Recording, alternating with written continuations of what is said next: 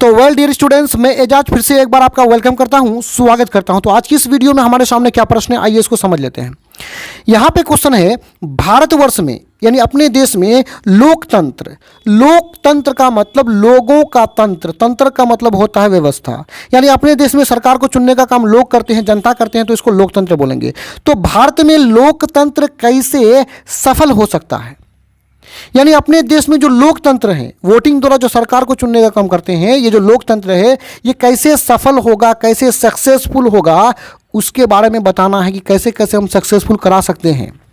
तो आइए उत्तर में देखते हैं। यहाँ उत्तर में है कि भारतवर्ष में लोकतंत्र निम्नलिखित उपायों से, नीचे लिखा हुआ उपायों से सफल हो सकता है, सक्सेसफुल हो सकता है।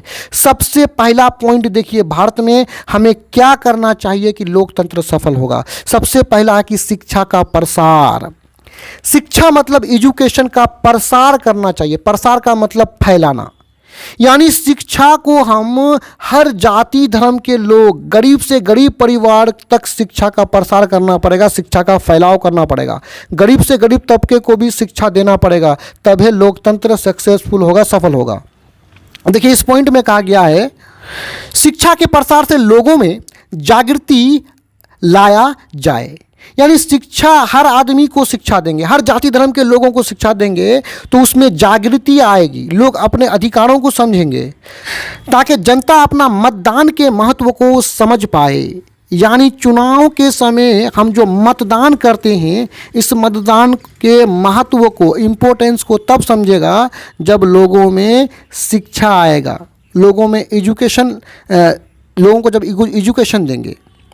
अब आगे देखिए, दूसरा पॉइंट में है कि निष्पक्ष निर्वाचन प्रणाली, यानी भारत में जो चुनाव कराते हैं, जो चुनाव करने का प्रणाली है, प्रणाली का मतलब जो तरीका है चुनाव करने का, वो निष्पक्ष होना चाहिए। निष्पक्ष मतलब ये किसी के पक्ष में नहीं होना चाहिए, सबको बराबरी समझ करके ही चुनाव कराएंगे, तभी सक्सेसफुल होगा भारत का लोकतंत्र।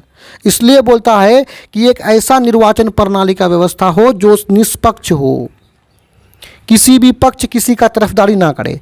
तो एक निष्पक्ष निर्वाचन प्रणाली के माध्यम से एक ईमानदार एवं उत्तरदायी, उत्तरदायी का मतलब जवाबदेही, वैसे सरकार जो आपके सवालों का जवाब दे, उत्तरदायी सरकार को चुना जाए। यानी ईमानदार और उत्तरदायी सरकार को हम तभी चुन सकते हैं जब हमारा निर्वाचन प्रणाली, वोटिंग करने का जो तरीका है वो निष्पक्ष हो, किसी का तरफदारी ना करे तब।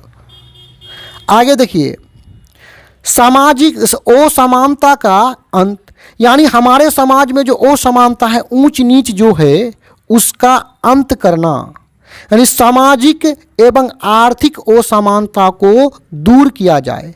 सामाजिक असमानता का मतलब देखिए, असमानता का मतलब समान नहीं रहना, यानी हमारे समाज में जाति के आधार पर जो है ऊंच नीच काफ़ी है, उसका अंत हो। और आर्थिक दृष्टि से कोई ज़्यादा अमीर है, कोई ज़्यादा गरीब है, अर्थ की दृष्टि से, क्योंकि अर्थ का मतलब होता है रुपया पैसा, तो उसको दूर किया जाए तो लोकतंत्र सक्सेसफुल हो जाएगा, सफल हो जाएगा। आगे देखिए, लोकतंत्र में विश्वास, सरकार का जनता के प्रति हमेशा उत्तरदायी रहना, जिससे जनता का विश्वास लोकतंत्र में बना रहे। जब लोगों का विश्वास लोकतंत्र में बना रहेगा तो सरकार द्वारा जितने भी फैसले लिए जाएंगे, उन फैसले को जनता एक्सेप्ट करेगा और लोकतंत्र आगे बढ़ेगा। आगे देखिए, लास्टवा पॉइंट देखिए, पंचायती राज व्यवस्था।